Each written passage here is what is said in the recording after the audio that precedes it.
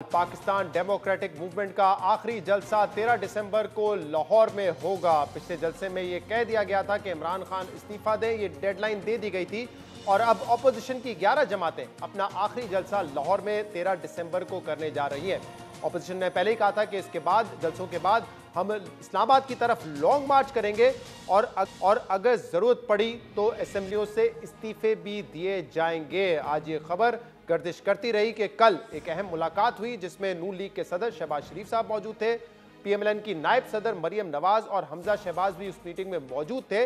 और जराए ये बताते हैं कि उस मीटिंग में इस पर बात हुई है कि और इस पर इत्तेफाक हुआ है कि 13 दिसंबर को नून लीग जलसे में इस्तीफे का ऐलान कर सकती है, असेंबलियों से इस्तीफे का ऐलान कर सकती है। और यह भी बात हुई है कि लॉन्ग मार्च भी इन जलसों के बाद किया जाएगा। अब सवाल ये पैदा होता है कि क्या नून लीग ने यह फैसला कर लिया है और क्या इस बात पर दूसरी पार्टी से मुशावरत की गई है या नहीं, इस पर हम बात करेंगे, जिसके लिए हमें ज्वाइन किया है पीएमएलएन के सीनियर रहनुमा शरीफ और मरियम नवाज के तर्जुमान मोहम्मद जुबैर साहब ने। जुबैर साहब, बहुत बहुत शुक्रिया, आपने हमें वक्त दिया। आज ये खबर गर्दिश करती रही है कि कल एक अहम मीटिंग हुई है जिसमें हमजा शहबाज थे, मरियम नवाज साहबा थी और नून लीग के सदर शहबाज शरीफ साहब भी थे और उसमें इस बात पर इत्तेफाक हुआ है कि असेंबलियों से इस्तीफे का ऐलान किया जा सकता है 13 तारीख को लाहौर के जलसे में। क्या इस बात पर इत्तेफाक हो गया है जुबैर साहब? क्या ऐसी कोई इतलात है? क्या 13 दिसंबर को लाहौर में नून लीग इस्तीफे का ऐलान कर सकती है? नहीं, मेरा ख्याल है ये नून लीग का फैसला तो होगा भी नहीं शहजाद। ज़ाहिर है 11 जमातें हैं और पीडीएम का मुतफ़क्का ये फैसला होगा जो भी लॉन्ग मार्च के हवाले से या इस्तीफ़ों के हवाले से। सो अभी उस पर कोई फ़ैसला नहीं हुआ, आइंदा चंद दिनों में फ़ैसला होगा और ये पीएमएलएन की अपनी मर्ज़ी नहीं होगी। ज़ाहिर है हम पार्ट हैं पीडीएम का और उसी पर ये फ़ैसला किया जाएगा और 13 तारीख को उसके मुताबिक फिर ऐलान किया जाएगा, लेकिन इस वक्त तक कोई ऐसा फैसला नहीं हुआ है। तो 13 तारीख को जलसे में इस बात का इम्कान नहीं है कि नून लीग ऐलान कर दे, ऐलान कर दे कि हम असेंबलियों से इस्तीफे देने जा रहे हैं। शहजाद, अगेन मैं वही बात कर रहा हूँ ना कि एक तो नून लीग का ये तो जलसा नहीं है, नून लीग तो होस्ट है, लेकिन ये पीडीएम का जलसा है। पीडीएम फॉर्म से एक फैसला जो भी होगा, मुतफ़क्का फैसला, जो उससे पहले मीटिंग में पीडीएम की जो लीडरशिप है जो फैसला करेगी कि 13 तारीख के बाद, आपको पता है कि लास्ट जलसा है, उस हवाले से जो शुरू हुआ था गुजरांवाला से और फिर दूसरी शहरों में जलसे हुए हैं।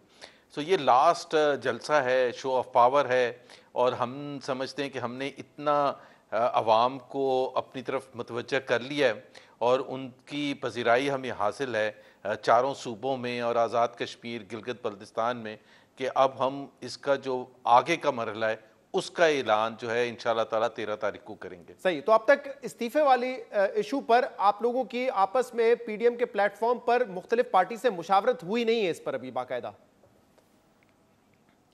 नहीं, बिल्कुल हुई है, लेकिन सिर्फ ये जो बात हुई थी, जो पहले दिन से बात थी जी कि इस्तीफे पॉसिबिलिटी है। नहीं, मैं सवाल ये करूं कि किस दिन जाके ऐलान करना है, इस पर तो अभी तक कोई इत्तेफाक नहीं हुआ है मुख्तलिफ पार्टीज के दरमियान।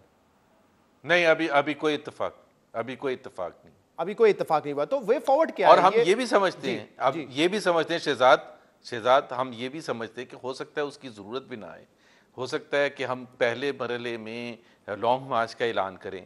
और आपको पता है लॉन्ग मार्च जब होती है, और पिछली जो लॉन्ग मार्च थी तो गुजरांवाला तक जब पहुँचे थे तो फैसला आ गया था, जो मकसद था वो हल हो गया था।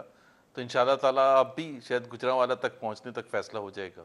अच्छा, लेकिन जुबैर साहब, एक मसला ये होता है कि पाकिस्तान की तारीख में भी हमने देखा है कि लॉन्ग मार्च से हुकूमतें कमज़ोर ज़रूर हुई होंगी लेकिन हुकूमत गिरती नहीं है, क्योंकि अब एक लॉन्ग मार्च का मसला ये होता है कि काउंटडाउन जो है ना फिर वो शुरू हो जाता है ऑपोजिशन का, जो चैलेंज कर रहा होता है कि हम हुकूमत गिरा के दिखाएंगे।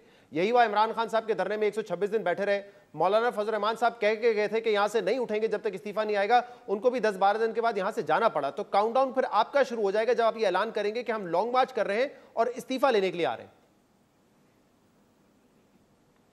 अरे काउंटडाउन तो जाहिर सी बात है, जब आप एक इतनी हाई रिस्क गेम खेल रहे हैं और आपने ऐलान किया है कि इस हुकूमत को गिरा के रहेंगे, तो वो तो 20 सितंबर को कर दिया था।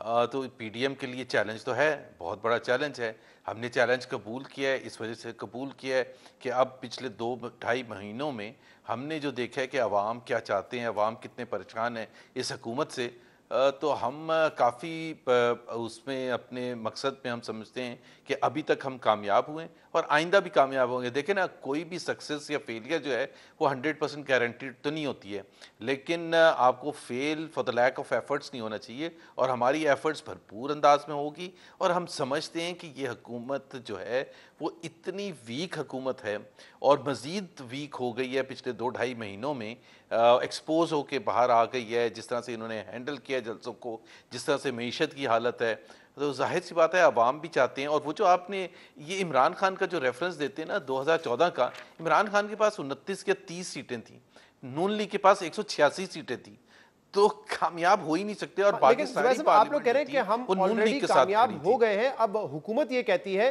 कि आप बेशक बड़े जलसे कर लें, हमने इससे बड़े जलसे किए थे, चाहे उनकी सीटें कम हो, कहते हैं कि जलसे हमने इससे बड़े किए थे, फिर भी हम हुकूमत गिराने में नाकाम रहे थे।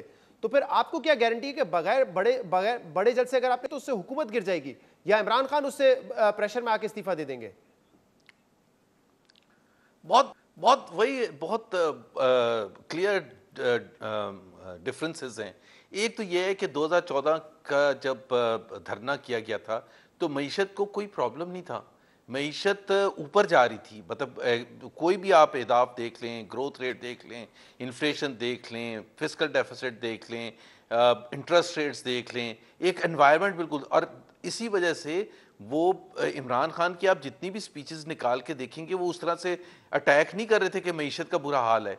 ना गैस की प्राइसेस ऊपर थी, ना बिजली की प्राइसेस इतनी ऊपर थी। तो एक तो सबसे बड़ा एक वो फ़र्क था कि अवाम जो थे वो मुतमईन थे। दूसरी बात ये थी, 1 साल पहले 186 सीटें लेके पार्लियामेंट में नून लीग पहुंची थी। या तो ये होता ना कि 2-4 सीटों का फ़र्क होता और वो क्लेम करते कि जी बड़ी बेईमानी हुई है, बड़ी धांधली हुई है, कह तो वो रहे थे, लेकिन इतने बड़े डिफरेंस पर कोई भी एक्सेप्ट करने के लिए तैयार नहीं। जुबैर साहब, अब मामला यह है कि सियासी चैलेंज के साथ साथ एक कानूनी चैलेंज भी है। आज इस्लामाबाद हाई कोर्ट ने तहरीरी फैसला दे दिया है अल अजीजिया केस में और एवनफील्ड केस में नवाज शरीफ को बाकायदा इश्तिहारी करार दिया गया है। कहा गया कि इश्तिहार भी दिए, नोटिस दिए, लेकिन वो जानबूझ के अदालत का सामना नहीं कर रहे हैं। तो अब नवाज शरीफ क्या करेंगे? क्या पाकिस्तान वापस आएंगे? और अगर वो पाकिस्तान वापस नहीं आते तो जो अदालती रिलीफ उनको चाहिए, जो उनकी अपील पेंडिंग है इस्लामाबाद हाई कोर्ट में, वो तो नहीं सुनी जा सकती। अदालती रिलीफ के तो वो इख्तियार नहीं होगा उनके पास। देखिए, हम समझते हैं कि नवाज शरीफ साहब के साथ कानूनी तौर पर बड़ी ज़्यादती की गई है। वो जज जाहिर सी बात है अब इस दुनिया से चले गए हैं, तो उनको मुतनाज़ा अब बनाने का कोई फ़ायदा नहीं है। लेकिन हकीकत ये है कि उन जज ने जो फ़ैसला दिया था उस फैसले की ही नज़र से high court, Lahore high court ने उनको उनकी जॉब से फारिग कर दिया था उनके मिसकंडक्ट पर। तो जब जिस जज को मिसकंडक्ट पर फारिग कर दिया था उस पर आप नवाज शरीफ को ज़ाहिर है सज़ा दे रहे हैं। तो ये तो जो पाकिस्तान में जो इंसाफ के तकाज़े हैं वो जब पूरे होंगे और हम समझेंगे कि इंसाफ के तकाज़े पूरे हुए तो हमारी पार्टी जो है खुद मियां नवाज शरीफ को कहेगी कि वो वापस आएँ। लेकिन जब तक इंसाफ के तकाज़े, हम गर्दन नहीं फंसा सकते। नवाज शरीफ ने एक दफ़ा से ज़्यादा प्रूव किया कि वो डर और खौफ से लंदन में नहीं बैठे हैं। अगर उनको डर खौफ होता तो वो 2018 में अपनी बेटी को लेके ना आते। So we are absolutely clear कि इंसाफ के और कुछ दुनिया, आप सुप्रीम कोर्ट 10 दफ़ा कह चुके हैं, साद रफ़ी का आप फैसला पढ़ लें, आप शहबाज शरीफ साहब का फैसला पढ़ लें, आप सुप्रीम कोर्ट के कमेंट्स, ऑब्जर्वेशंस वगैरह पढ़ लें, आप इस्लामाबाद हाई कोर्ट, इसीलिए लाहौर आए हाई क्योंकि कोर्ट वो के। यहाँ पर मौजूद थे, वो मफरूर या इश्तिहारी नहीं डिक्लेयर हुए थे। नवाज शरीफ का केस आगे बढ़ नहीं सकेगा जब तक वो नहीं आएंगे। अब तो ये बाकायदा तहरीरी तौर पे उनको इश्तिहारी डिक्लेयर कर दिया है। अदालती रिलीफ वो नहीं मांग सकते। साद रफीक को सुप्रीम कोर्ट से रिलीफ मिला इसलिए क्योंकि वो यहाँ पे मौजूद थे। वो मफरूर होते तो शायद उनका केस भी सुप्रीम कोर्ट ना सुनती। देखें, एक तो बहुत बड़ा फ़र्क है ना कि नवाज शरीफ लीडर हैं पाकिस्तान मुस्लिम लीग नवाज़ के। हम एक जद्दोजहद कर रहे हैं, एक पाकिस्तान के लिए जद्दोजहद कर रहे हैं, पाकिस्तान में कानून की बालादस्ती के लिए जद्दोजहद कर रहे हैं। इसमें नवाज शरीफ को लीड करना बैठ के बाहर से, ये इसका फोकल पॉइंट है, सेंट्रल फोकल पॉइंट है हमारी तमाम जद्दोजहद का। हम ये इस जद्दोजहद को कुर्बान नहीं कर सकते कि पाकिस्तान में जहाँ इंसाफ के तकाज़े भी ना पूरे किए जाएँ और हम अपनी जद्दोजहद जमहूरियत को कुर्बान करते हैं सिर्फ इसलिए कि वो यहाँ आ जाए। वो जब इंसाफ के तकाजे पूरे होंगे, मसला ये है कि इंसाफ के तकाजे आपके ख्याल में पूरे नहीं हो रहे, इसलिए वो बाहर है, ना कि अपनी सेहत की वजह से ना। बहुत बहुत शुक्रिया मोहम्मद